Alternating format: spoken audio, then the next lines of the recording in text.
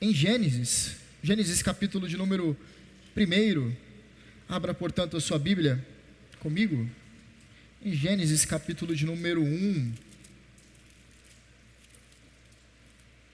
a nossa exposição é a partir do verso de número 2, mas eu farei a leitura, a partir do verso de número 3, mas eu farei a leitura dos versos 1 e 2.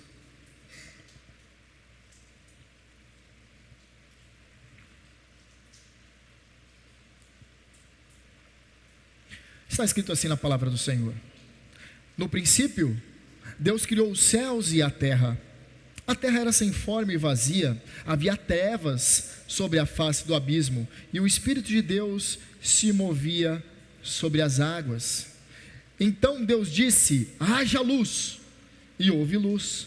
E Deus viu que a luz era boa, e fez separação entre a luz e as trevas. Deus chamou a luz dia, e chamou as trevas noite. Houve tarde e manhã, o primeiro dia. E Deus disse: haja um firmamento no meio das águas, e separação entre águas e águas.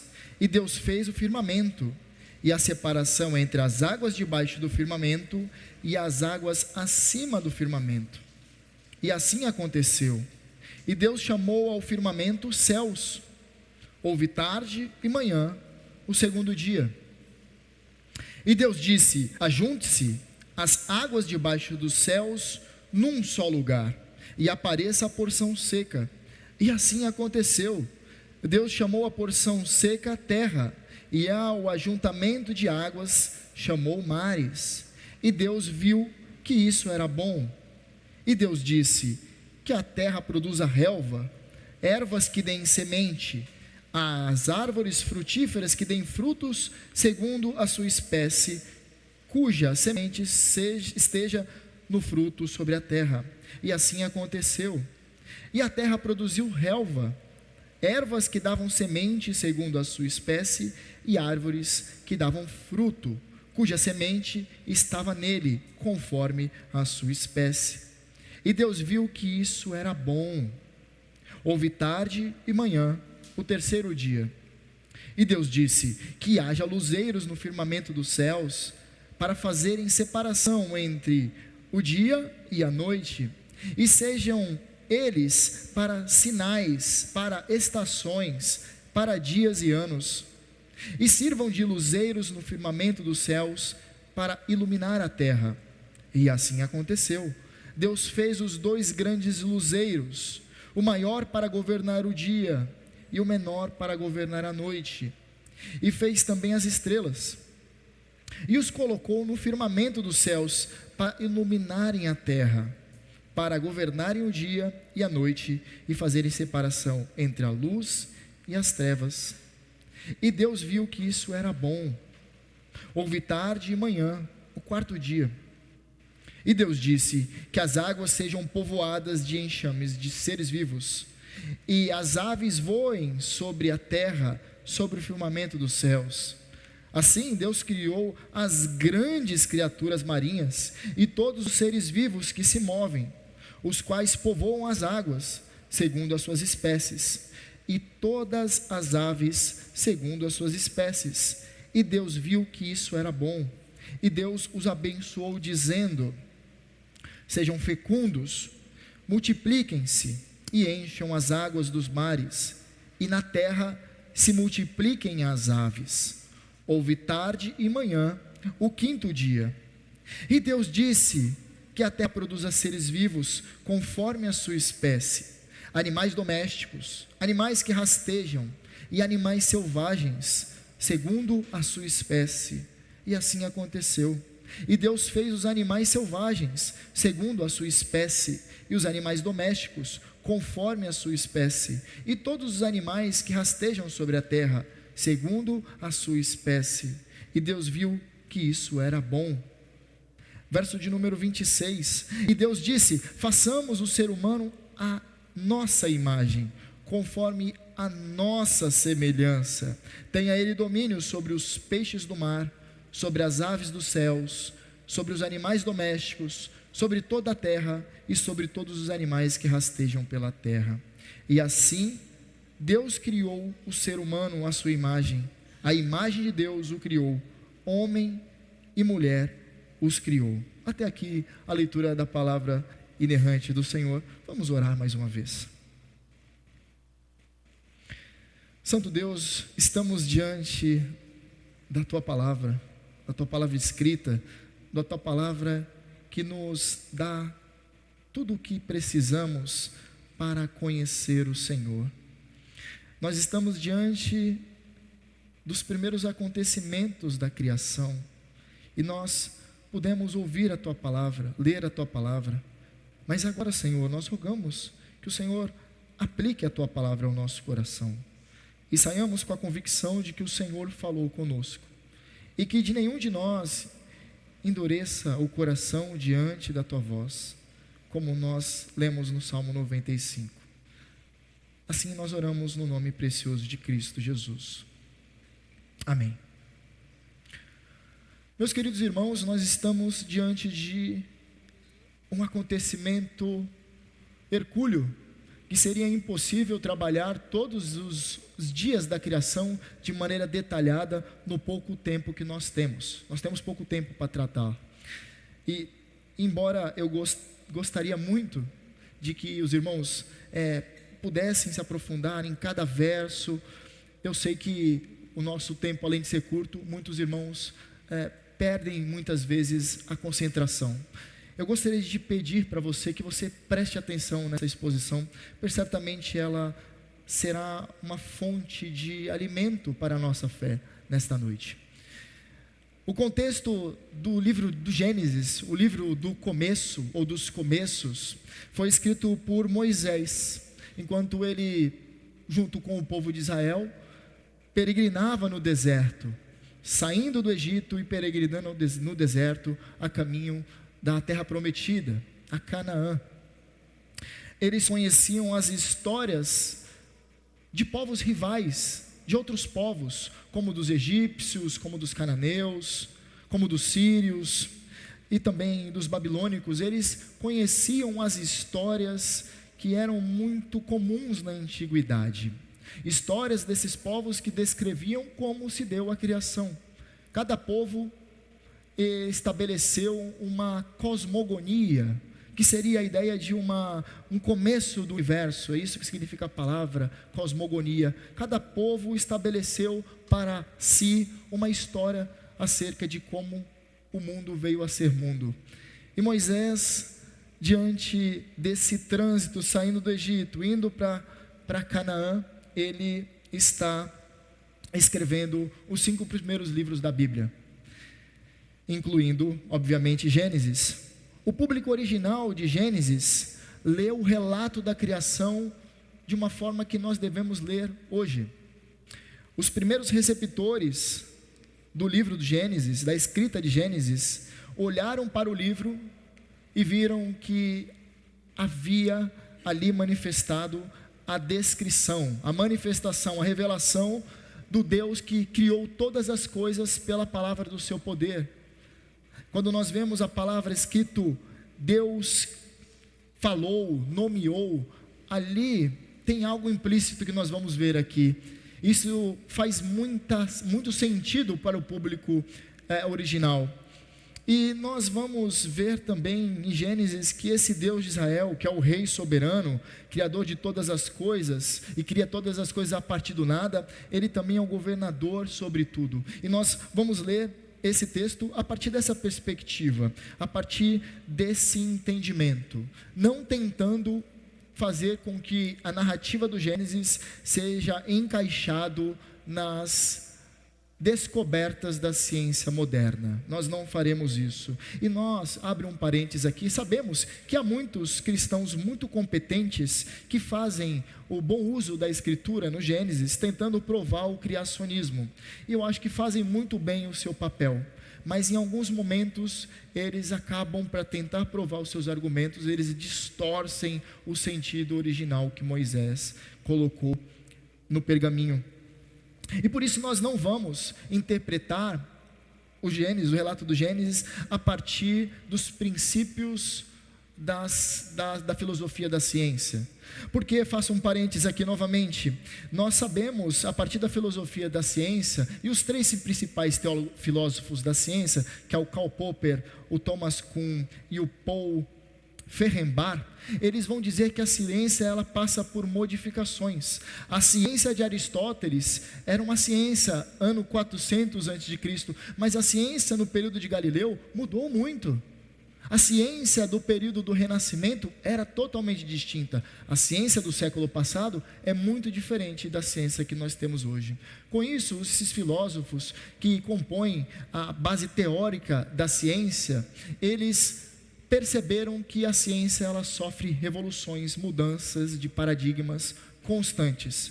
Portanto, quando nós tentamos interpretar o livro do Gênesis, utilizando esses princípios científicos, muitas vezes nós vamos para a leitura carregando conosco alguns pressupostos que são estranhos à intenção autoral de Moisés. O tema da nossa mensagem, meus irmãos, é o nosso rei. Porque aqui nós vemos nos 3 primeiros versos a manifestação do Deus Trino. Veja comigo, no princípio Deus criou o céu e a terra. Nós vemos o nome de Deus sendo mencionado. O termo aqui é Elohim, não é Yahvé. E é interessante que assim Moisés colocou, porque ele queria que tivesse uma atenção não somente dos judeus, mas de todos que ouvissem o relato. Eles ouviram Deus, não Yahvé, quando ouviram pela primeira vez. E aqui nós vemos o Deus Pai, o Deus Criador de todas as coisas. Mas quando nós vamos para o verso de número 2, nós vemos que a terra era sem forma e vazia, ou seja, ela é inabitável. Não tinha nada que oferecesse sustentação para a vida. Ela era sem forma e vazia. Havia trevas sobre a face do abismo ou sobre a face das águas. Mas aí tem uma nova colocação de um outro personagem aqui. E o Espírito de Deus se movia sobre as águas. Nós vemos aqui o Deus Pai e nós vemos o Deus Espírito. E você se pergunta, onde está então o Deus Filho? Vamos então para a nossa exposição. Antes, eu gostaria que os irmãos observassem como Moisés, ele constrói esses capítulos. Veja só, ele constrói em 2 fases. E se eu pedisse para as crianças fazerem um desenho, eu pediria que elas pegassem um desenho e elas colocassem 3 cenários. O primeiro cenário é a parte de cima, que nós entendemos como universo. E Moisés, ele relata que é o firmamento, é acima do firmamento onde os luzeiros serão colocados, ou seja, onde os astros serão colocados. Para nós, entendemos que isso é o espaço, é o universo, é lá onde que estão os astros celestes. Mas naquele período, eles entendiam que isso era uma parte superior do céu. É interessante que quando Paulo fala sobre 3 céus, subiu ao 3º céu, ele está fazendo menção a isso. O primeiro céu, de acordo com o judeu, é onde os pássaros voam. O segundo céu é onde estão os luzeiros, onde estão os astros. E o 3º céu é o lugar inacessível, onde está a presença do Senhor.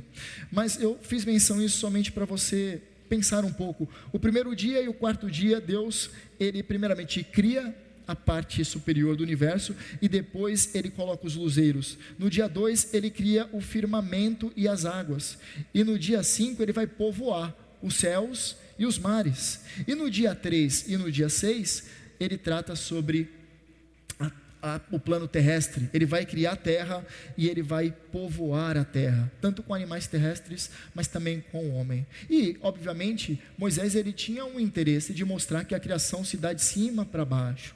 É o próprio Deus realizando. Essa conotação superior para inferior, cima para baixo, tem uma intenção certamente aqui. Mas vamos ao texto. Disse Deus: haja luz, e houve luz. E viu Deus que a luz era boa, e fez separação entre a luz e as trevas. Chamou Deus a luz dia, e as trevas noite. Houve tarde e manhã, o primeiro dia. Antes de tudo, quando nós percebemos Deus, ao dar início à criação, ele diz assim: haja luz. Ele chama a luz ao palco da criação. É como se tivesse tudo muito escuro. as trevas reinando. Então ele convida, ele chama ao palco da criação a luz, e ele estabelece um período de luz que vai se distinguir de um período de trevas. E este primeiro dia marca algo importantíssimo para a nossa compreensão. Veja só, não há menção de sol e nem de lua nem de estrelas, mas a menção de luz. E você diz, de onde vem esta luz? Talvez possa se questionar, mas é importante, antes de nós entendermos o que se trata essa luz, é a percepção de que no primeiro dia Deus está criando o tempo. Ele diz, um período de luz e um período de trevas, embora ainda não houvesse os astros celestes. E ele vai dizer que, o texto vai dizer que Deus chamou a existência, chamou Deus a luz de dia e as trevas noite. A literatura egípcia, meus irmãos, entendia que e perceba, judeus estão saindo da onde? Da terra do Egito. Os judeus, eles conheciam a tradição, a cultura egípcia de maneira muito forte, muito mais do que a tradição dos patriarcas. Certamente eles conheciam muito mais sobre o panteão egípcio, a cultura egípcia, eles conheciam de maneira forte isso. E Moisés, ao fazer e escrever, registrar essas coisas, ele tinha como intenção comunicar, como eu disse, os primeiros receptores do texto. Quando está escrito, chamou Deus a luz de dia e as trevas noite, tem uma conotação muito forte aqui, porque para a literatura egípcia, somente Deus poderia, o Deus Criador, ele poderia dar nome às coisas, mas o entendimento não é somente como fazemos, dar nome aos nossos animais de estimação, ou então colocarmos um apelido em alguém, não é nesse sentido. Todas as vezes que Deus dava um nome, colocava um nome sobre algo ou alguém, a ideia é de que Deus estava estabelecendo a essência daquilo ali. Então, isso aqui tem um peso muito grande, quando Deus chama a luz de dia e as trevas de noite. Para o receptor original do texto, ele está falando do Deus Criador de fato. A mentalidade egípcia, ainda cravada no pensamento dos judeus, compreendia isso de maneira muito forte. Nós vemos também que há a criação tanto da luz, mas também das trevas. Quando nós vamos para João, capítulo de número 1, e nós vemos a menção da luz, ela se refere a uma pessoa. Abra comigo sua Bíblia em João, capítulo de número 1. Eu disse que a Trindade estava presente, o Pai estava presente, o Filho, o Espírito estava presente, mas certamente o Filho também. Está escrito assim no Gênesis, segundo João, no princípio, olha só, o mesmo início do Gênesis, no princípio era o Verbo, e o Verbo estava com Deus, e o Verbo era Deus, ele estava no princípio com Deus. Todas as coisas foram feitas por ele, e sem ele, nada que foi feito se fez. A vida estava nele, e a vida era a luz dos homens. A luz resplandece nas trevas, e as trevas não prevalecerão contra ela. Aqui, obviamente, a interpretação de João acerca da criação. E quando nós lemos o relato do Gênesis, à luz do relato da criação de João, nós vemos que a luz presente, que Deus diz, haja luz, chama a luz na presença da criação, é o Deus Filho. Nós vemos as três pessoas da Trindade cooperando de maneira harmônica para a criação de todas as coisas. Mas nós temos um elemento aqui que contrasta com a luz, que são as trevas, e as trevas nas Escrituras simbolizam perigo, oposição, hostilidade. Todas essas coisas, quando nós vemos o termo trevas nas Escrituras, tem toda essa carga semântica extremamente pesada que se refere ao perigo, à oposição, à hostilidade. Contudo, Deus, ele demonstra exercer domínio absoluto sobre as trevas. Com isso, Gênesis está ensinando aqui para os primeiros receptores e para nós também, que o nosso rei, ele se posiciona contra as trevas, trazendo luz e ordem ao caos. Ele lança luz, e quando o Senhor Jesus, ele se manifesta na vida de alguém, as obras do diabo são desfeitas, as trevas recuam, pois o Senhor se manifestou. Essa é uma lição para nós. Mas nós vamos para o segundo dia da criação. Diz assim: e disse Deus, haja firmamento no meio das águas, e separação entre águas e águas. Aqui dá um bug na nossa mente, né? Como assim a separação entre águas e águas? Verso 7, fez pois Deus o firmamento e separação entre as águas debaixo do firmamento e as águas sobre o firmamento, e assim se fez. E chamou Deus ao firmamento céus. Houve tarde e manhã, o segundo dia. Nós vemos que no segundo dia Deus criando os céus e separando as águas. E aqui nós vamos retroceder aos mitos daquela época, os mitos criacionais dos povos que rivalizavam com o povo de Israel. Primeiramente, as águas tinham papéis fundamentais nas criações dentro dos mitos babilônicos, cananeus e egípcios. Na mitologia babilônica, por exemplo, Tiamat, que era uma fêmea, representava as águas doces, e o seu marido, Apso, representava as águas salgadas. Quando ambas se misturaram, ali se deu a criação dos deuses. E dentre os deuses existia Ea, existia Marduk, que se tornou o principal deus do panteão babilônico. Eu estou querendo fazer menção às águas dentro dessas tradições pagãs, porque dentro das tradições pagãs, as águas tinham personalidade. Mas nós vemos na narrativa bíblica que Deus, ele não trata as águas como divindades, como personalidades, de forma alguma. Ele ordena, e as águas, que são matérias inanimadas, obedecem à sua ordenança. Na mitologia cananeia, há um mito de Baal. Baal, ele vai lutar contra Iam. Iam em hebraico significa mar, e dentro desse combate aqui, quem prevalece é Baal. Baal vai prevalecer e vai criar o cosmo como nós conhecemos, a partir deste mito dos cananeus. E perceba novamente o conflito do falso deus Baal, que Israel, e muitas vezes vai adorar Baal mais para frente, quando nós corremos a narrativa, contra o mar, Iam. O mar novamente presente, mas com personificação. E por fim, a mitologia egípcia. As águas primordiais da mitologia egípcia se chamava Num, que era um oceano ilimitado. E a partir desse oceano vai se levantar o primeiro deus, Atum. E ele vai se autocriar e criar os outros deuses. Perceba novamente a participação da água nesses mitos.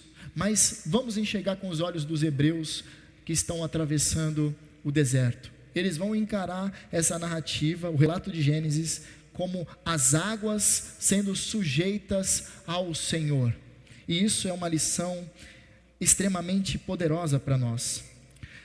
Quando nós vemos essa narrativa e vemos assim, há os céus, que é chamado de firmamento, a água sobre os céus e água debaixo do céu, nós entramos em uma contradição, parece, porque parece, de fato, existe o mar, a água debaixo do firmamento. O firmamento, ele está se referindo ao céu, mas o que seria essa água acima do firmamento?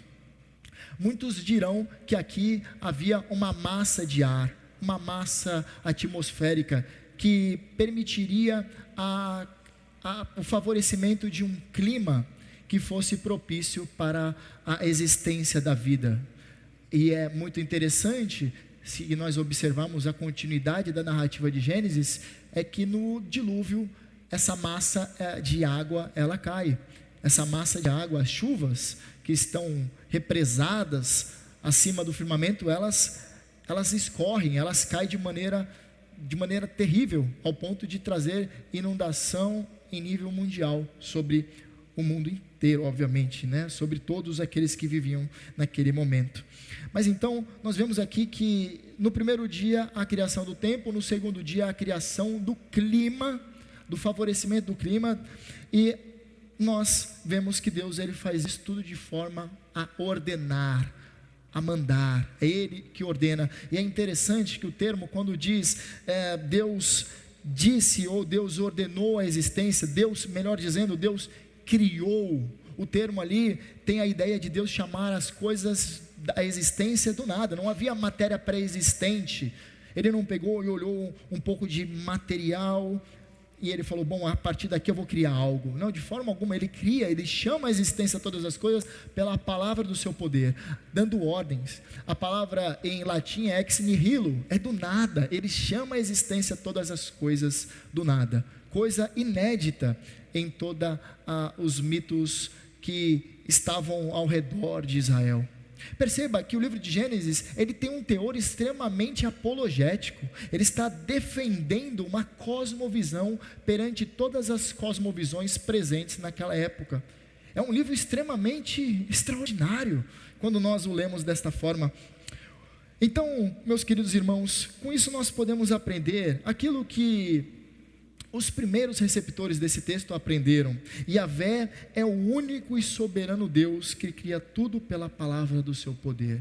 O nosso rei, meus irmãos, ele tem poder sobre toda a existência, sobre toda a matéria animada e toda a matéria inanimada, sobre todas as coisas visíveis e todas as coisas invisíveis. O nosso Deus é soberano e nós devemos, a partir dessas lições de quem Ele é, responder isso com adoração, responder isso com temor, responder isso com confiança, pois isso é o que Ele requer de nós. Verso de número 9, nós estamos entrando no terceiro dia, meus irmãos. Disse também Deus: ajuntem-se as águas debaixo dos céus num só lugar, e apareça a porção seca, e assim se fez. A porção seca chamou Deus terra, e ao ajuntamento das águas, mares, e viu Deus que isso era bom. Na antiguidade, dois grandes medos eram presentes. O medo que as pessoas tinham dos mares. Será que essas águas vão me afogar? Será que me perderei nestas águas? O mar sempre simbolizou algo extremamente perigoso. As pessoas questionavam olhar para o mar: será que esse mar me engolirá? Mas também havia um outro medo, o medo da terra. Será que haverá provisão necessária? Será que haverá colheita suficiente? Esses questionamentos eram presentes na antiguidade. E o nosso rei, ele governa sobre tudo aquilo que pode nos provocar medo, tudo aquilo que pode nos trazer um pouco de medo ou muito medo. O Senhor governa sobre isso. É uma grande lição para nós. Mas ainda no terceiro dia, e disse Deus: produza a terra relva, ervas que deem sementes, e árvores frutíferas que deem fruto segundo a sua espécie, cuja semente esteja nele, sobre a terra. E assim se fez. Alguns críticos da narrativa de Gênesis dirão: como a vegetação ela começa a surgir se não havia ainda a existência de astros, se Deus ainda não havia criado os luzeiros, não havia a criação nem mesmo do sol. Aqui há um ensinamento muito profundo, aqui é um ensinamento extremamente valioso para nós. A vida vegetal, e por extensão toda a vida que existe, depende exclusivamente de Deus. Deus, ele dá origem à vegetação e faz com que a vegetação se desenvolva mesmo sem a presença dos astros, porque Ele que é o sustentador e Ele que faz a manutenção de toda a vida. Isso deve colocar paz em nosso coração. É o Senhor que é o Senhor da vida. Mas também o texto conclui assim o terceiro dia: a terra, pois, produziu relva, ervas que davam semente segundo a sua espécie, e árvores que davam fruto, cuja espécie estavam nela, conforme a sua espécie. E viu Deus que isso era bom. Houve tarde e manhã, o terceiro dia. Isso aqui, meus irmãos, confrontava de maneira severa, ao dizer que o que faz a vegetação crescer e dar a provisão necessária para o homem é a vontade soberana de Deus. Era um ataque violento aos cultos de fertilidade dos cananeus. Nós, quando vemos a narrativa bíblica, nós vemos que os cananeus, eles adoravam a Será. E esse falso Deus que eles adoravam era reconhecida como a deusa da fertilidade. A deusa da fertilidade requeria dos seus súditos sacrifícios, requeria dos seus súditos adoração. Então, como retribuição à adoração realizada pelos cananeus, no pensamento deles, eles receberiam fertilidade, teriam muitos filhos, teriam vastas colheitas. Mas a narrativa de Gênesis coloca em xeque esse tipo de pensamento, porque o nosso rei, ele provê todas as necessidades nossas, mesmo que não haja antes as condições naturais para que Ele sane as nossas necessidades. Ele chama à existência as coisas para sanar as nossas necessidades, mesmo quando não existe nada diante dos nossos olhos. Esse é o nosso Deus. E a vegetação é extremamente importante porque ela está presente no Éden, ela está presente em Noé ao construir a arca, ela está presente para fazer a arca da aliança, ela está presente naquele que é chamado de raiz de Davi, naquele que se autodenomina a videira verdadeira. Ou seja, a vegetação tem uma extrema importância e ela aponta para Cristo Jesus também. Vamos então agora para o quarto dia. No entendimento antigo, então, os 3 primeiros dias se relacionavam ao tempo, ao clima e por fim agora, por meio da vegetação, à fecundidade. Agora Deus, Ele criou o cenário. Eu ia pedir para as crianças, desenha primeiro o espaço, depois desenha um céu e depois a terra com mares. É basicamente isso que Deus está fazendo. Primeiro ele cria o espaço e agora ele vai povoar o espaço. É assim que se dá a narrativa do Gênesis. Verso de número 14: disse também Deus, haja luzeiros no firmamento dos céus, para fazerem separação entre o dia e a noite, e sejam eles para sinais, para estações, para dias e anos, e sejam luzeiros no firmamento dos céus, para alumiarem a terra. E assim se fez. Aqui, meus queridos irmãos, é importante observarmos que muitas religiões ao redor de Israel adoravam os astros, adoravam o sol, a lua e as estrelas como divindades. Você vê em nossos dias muito presente o retorno à prática da adoção dos horóscopos, né? Muitas pessoas se identificam com os signos do horóscopo. É algo que surge lá na Babilônia, há 6.000 anos antes de Cristo. Algo extremamente, falta adjetivo para conotar, porque é extremamente arcaico, é extremamente precário, diante de uma civilização extremamente antiga e diante da observação que ele fazia dos astros, e eles atribuíam aos astros algum tipo de poder, algum tipo de significado que traria sobre a vida dos mortais algum tipo de mudança na personalidade ou como dirigir as suas ações. É algo extremamente ridículo, né? Esse tipo de adoção. Mas nós vemos que Deus, ele estabelece o sol, a lua e as estrelas não para que fossem adorados, mas para que elas tivessem um fim bem estabelecido, para marcar estações, dias e anos. Para isso que o Senhor criou. E você diz: nossa, na vastidão do universo, 92 bilhões de anos-luz de espaço, isso o espaço conhecido, Deus criou tudo isso somente para nos servir como marcação de estações, dias e anos? Seria arrogante da minha parte dizer que sim?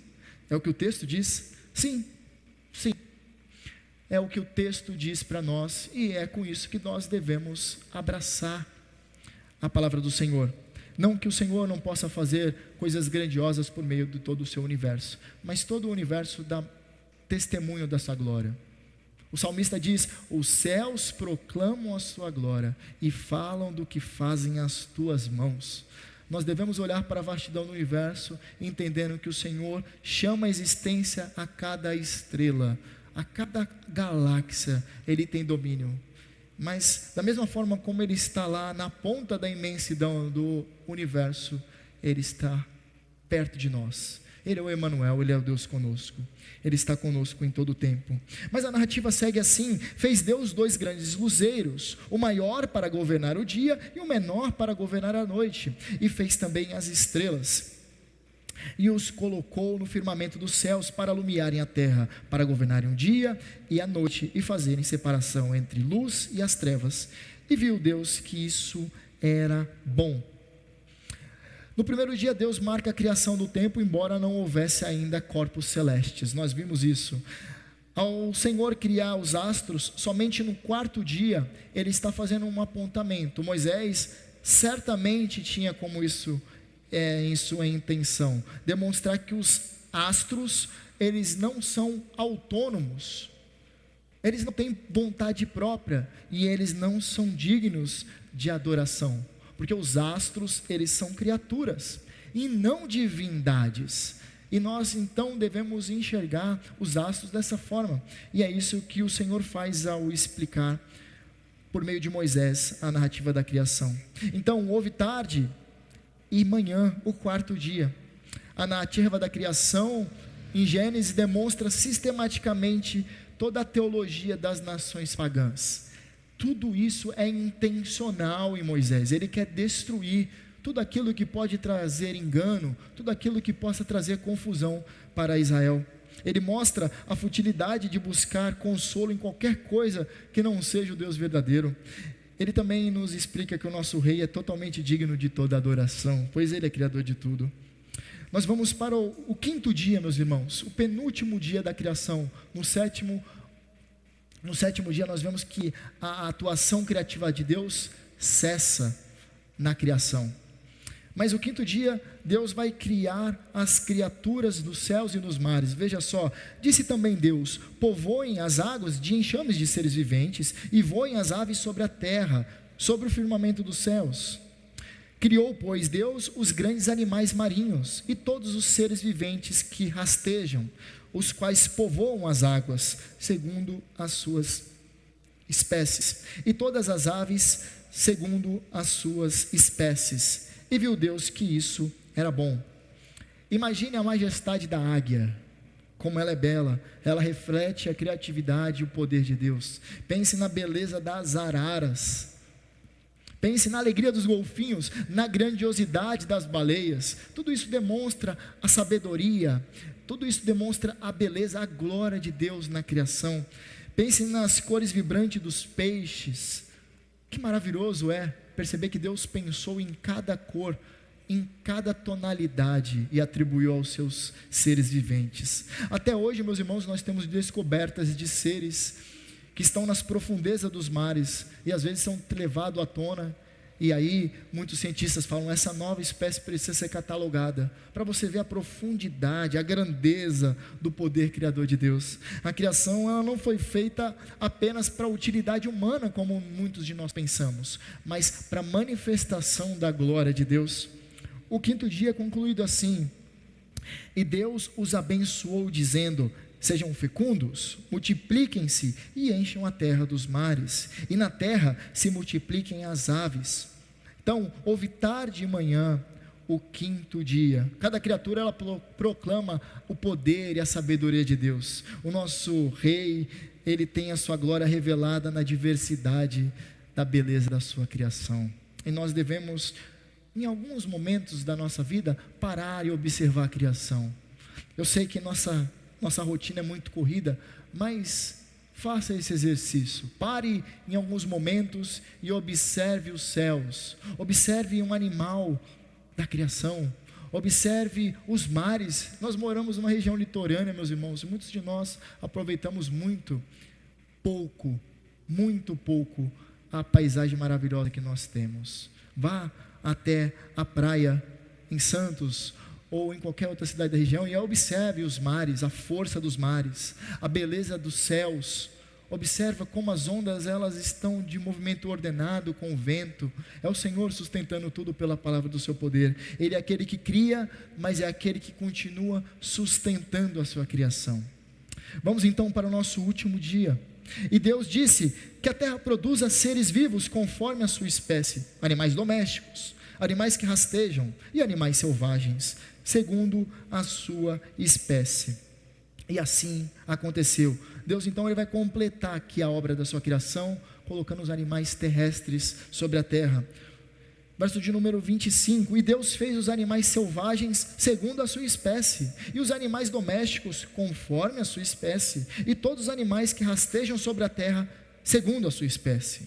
E Deus viu que isso era bom. Deus viu isso que era bom. Esses são os mesmos animais que Adão terá de nomear. Esses são os mesmos animais que entrarão na arca construída por Noé. São os mesmos. Não está falando de dinossauros aqui. O texto segue, verso 26, e Deus disse: façamos o ser humano à nossa imagem. Aqui é o ápice da criação, e nós percebemos que Gênesis 1, ele trata da criação. Verso 1 e verso 2 do Gênesis, capítulo 1, é como se fosse um parágrafo. Ele fala, no princípio, desculpa, eu confundi a narrativa. No princípio Deus criou os céus e a terra era sem forma e vazia, e o Espírito de Deus parava sobre a face do abismo. Só que aí ele vai descrever, do 23 até o final do capítulo 1, ele vai fazer uma descrição maior da criação. O capítulo de número 2, ele vai reservar para a humanidade, ele vai descrever mais minuciosamente a criação do homem. E por isso, nós não vamos nos ater nesse momento, nesta mensagem, tanto a criação do homem. Deixemos isso para um momento mais à frente. Mas algumas coisas que nós temos que observar aqui.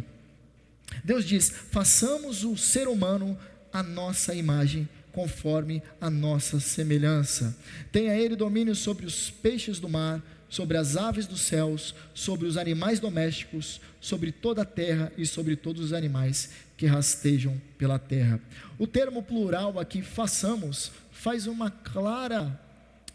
claro apontamento a presença da atividade trinitária de Deus. É o Deus Trino, é o Deus Pai, é o Deus Filho, é o Deus Espírito Santo. E ele está mostrando que tanto o homem quanto a mulher, ambos sexos, eles mostram que a imagem de Deus se expressa plenamente na comunidade humana. O texto conclui assim, em verso 27, assim Deus criou o ser humano à sua imagem, a imagem de Deus o criou, homem e mulher os criou.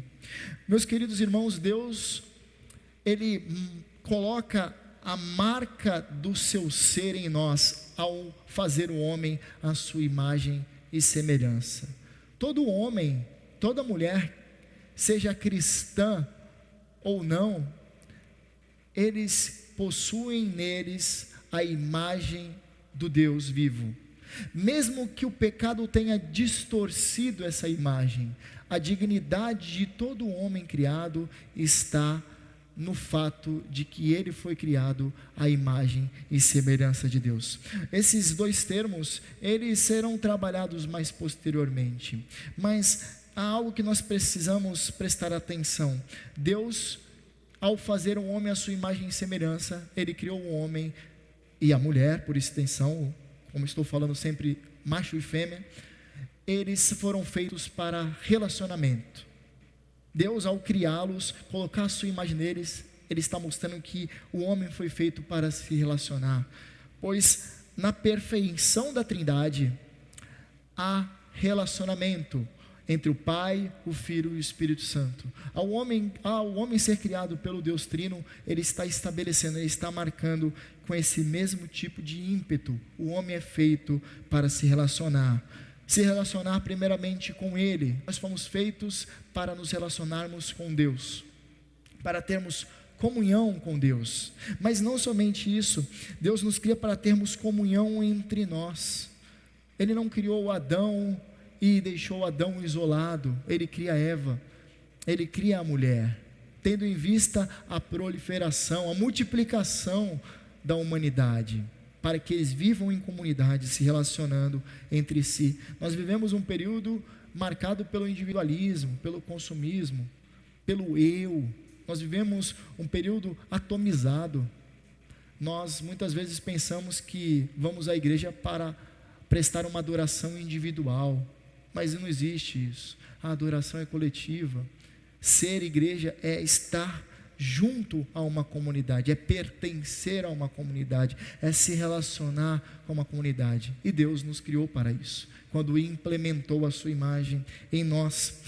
Mas eu disse que Deus nos fez para termos relacionamento com Ele, entre nós, mas também com toda a criação. Tudo aquilo que Ele fez, nós devemos nos relacionar de maneira positiva. A criação nesse momento está gemendo pela manifestação dos filhos de Deus. E com isso, quando Paulo escreve aos Romanos, ele não tem a intenção de falar que os homens eles têm algum poder redentivo sobre a criação, de forma alguma. Mas como já foi explicado em outras exposições, em especial em Romanos, Paulo, quando escreve isso, que a criação está aguardando a manifestação dos filhos de Deus, é o entendimento de que no momento quando os filhos de Deus, ou seja, os crentes, eles se manifestarem, recebendo a glorificação, o corpo glorificado, quando eles receberem o aperfeiçoamento da salvação deles, quando eles forem completamente revestidos de incorruptibilidade, a criação vai olhar e vai falar: opa, depois deles é a nossa vez, depois deles haverá a nossa vez também. Certamente todo o caos causado pelo pecado, ele sumirá, ele será sanado, quando o nosso Senhor Jesus voltar em glória e poder. Louvado seja Deus, meus irmãos. Deus, ele revela seu caráter relacional e amoroso, ao nos criar sua imagem e semelhança. Eu gostaria de fazer algumas aplicações, apenas 3, para nós concluirmos. Primeiramente, relacione-se com Deus. Relacione-se com Deus. Mas hoje na IBD nós vimos uma matéria muito importante para nós. Nós só nos relacionamos com Deus por meio de um mediador. A parte de um mediador não há relacionamento. E nós vimos na nossa IBD a construção do Antigo Testamento, mostrando que sempre os homens necessitaram de um mediador. Mas o único mediador perfeito, o único mediador supremo, o único mediador que nós temos para termos comunhão com o Pai é Cristo Jesus, o nosso Senhor. Se você quiser se relacionar com Deus, você precisa de Cristo. Jesus diz, respondendo a Tomé, ele diz: eu sou o caminho para Deus, eu sou a verdade, é em mim que há a verdade para conhecer a Deus, e eu também sou a vida. Fora de mim não há vida, há somente morte, mas em mim há vida plena, a vida perfeita. Então aqui é a nossa primeira aplicação: relacione-se com Deus em Cristo Jesus. O Cristo Jesus que mencionado aqui é aquele que se compadece das nossas fragilidades, como nós vimos na pregação pela manhã, realizada pelo reverendo Leandro. Nós vimos que o Senhor, Jesus, ele se humilhou, ele assumiu forma de servo, e ele foi obediente até a morte de cruz. Ele foi aquele que foi o mais humilhado e insultado. A morte dele foi a mais dolorosa, não somente por conta das dores físicas, mas porque ele experimenta na cruz do Calvário as dores horríveis do inferno. Calvino diz que as chamas do inferno subiram no Gólgota, pois o Pai derramou a ira que era destinada aos pecadores sobre o Filho dele. E assim, quando nós estamos em Cristo Jesus, não devemos mais temer a ira justa de Deus que nós merecemos, porque por meio dele, ele, melhor dizendo, já recebeu o nosso castigo, e por meio dele nós temos livre acesso ao Pai. A segunda aplicação: relacione-se com o seu próximo em Cristo. E aqui eu faço uso da explicação do John Stott na carta de Paulo aos Colossenses. John Stott, ele diz assim: nós devemos ser como Cristo para as pessoas. Como? Por meio do testemunho, por meio das nossas ações. As pessoas devem enxergar em nós um imitador de Cristo. Essa forma como nós nos relacionamos, sendo como Cristo para as pessoas. E como Cristo é para as pessoas? Egoísta? Mentiroso? Mau? Não, de forma alguma. É aquele que carrega os fardos do próximo, é aquele que sente a dor do próximo, que se compadece do próximo, que auxilia o próximo, que sustenta o próximo, que dá a vida pelo próximo, que ama o próximo. É assim que nós devemos fazer pelo nosso próximo. É difícil, né? Mas é isso que o Senhor requer de nós, e Ele dá o Espírito dEle para que sejamos imitadores de Jesus. Mas eu disse que nós devemos ser Jesus para as pessoas, e as pessoas, elas devem ser como Jesus para nós. Explico, você tem que olhar para o seu próximo e enxergar nele Cristo Jesus. E imagine se Cristo Jesus estivesse em sua frente, e você percebesse que o seu amado, o amado da sua alma, ele necessita do seu auxílio, do seu cuidado, do seu amor, da sua abnegação. Você vai deixar Jesus assim, sem o socorro necessário? Vai? Não vai. Você o ama e você vai olhar para o próximo como se estivesse olhando para Jesus e tratá-lo como trataria Jesus. John Stott, ele demonstra isso na carta de Paulo aos Colossenses. Ele demonstra que Paulo explica isso de maneira brilhante, e eu acho fantástico, meus irmãos, essa forma que como nós devemos nos relacionar com o nosso próximo, mas em Cristo, por meio do filtro de Cristo, enxergando Cristo e fazendo com que Cristo seja enxergado em nós pelos outros. E por fim, a última aplicação: relacione-se com a criação em Cristo. Esse tríplice relacionamento é requerido de nós. E como nós vamos nos relacionar com a criação em Cristo? Olhando para a criação e falando: Senhor, ora vem, Senhor Jesus. Maranata, Senhor, volta, restaura a tua criação, traga a criação restaurada, estabeleça o novo céu e a nova terra. Senhor, estabeleça o lugar de perfeição, de paz, de shalom entre nós. Senhor, me ajuda a ser um instrumento para que a criação não sofra tanto com a ação do pecado. Permita-me, Senhor, auxiliar na coleta seletiva, Senhor. Me ajuda, Senhor, a cuidar dos rios, Senhor. Me ajude a não lançar lixo pela janela do carro, Senhor. Me ajuda a ser alguém que tem consciência que a natureza, ela está gemendo, ansiando a manifestação dos filhos de Deus, aguardando ansiosamente a manifestação do próprio Cristo, retornando em grande glória. Nós devemos nos relacionar com a criação, não pensando que nós seremos os redentores da criação. Muito pelo contrário. Nós devemos olhar para a criação, aguardando, assim como ela, o retorno glorioso do nosso Senhor. Amém? Vamos encerrarmos essa mensagem com uma oração? Senhor, nós queremos te agradecer, porque o Senhor se revelou em Gênesis como o Rei Supremo, Criador de todas as coisas, Governador de todas as coisas, soberano sobre tudo e todos. Nós ficamos admirados com a forma como o teu servo Moisés relatou detalhadamente, embora nós não tenhamos tempo suficiente para observarmos cada sentença da sua sagrada escritura, nós temos o privilégio de termos a sagrada letra, a sagrada palavra do Senhor, o livro santo do Senhor, pelo menos um exemplar em nossos celulares ou bíblias de papéis. Nós pedimos que o Senhor aguce em nós o desejo por te conhecer mais profundamente, pela ajuda do teu Espírito, enxergar nas entrelinhas da tua palavra a manifestação da sua glória, na revelação especial que é a tua palavra. Pedimos, Senhor, que o Senhor nos leve para as nossas casas em segurança, refletindo sobre a criação, refletindo sobre aquilo que o Senhor desejou revelar acerca da criação, e nós estamos satisfeitos com aquilo que o Senhor quis revelar, porque é isso que realmente importa, a tua vontade sendo conhecida pelo teu povo. Senhor, nosso Rei, cuida-nos para que tenhamos uma semana abençoada na tua presença, sendo vitoriosos contra as ciladas do diabo, contra as tentações pecaminosas do nosso coração e contra todos os manjares que o mundo oferece diante de nós. Saiamos vitoriosos disso tudo pelo poder do teu Espírito, em nome de Cristo. Amém.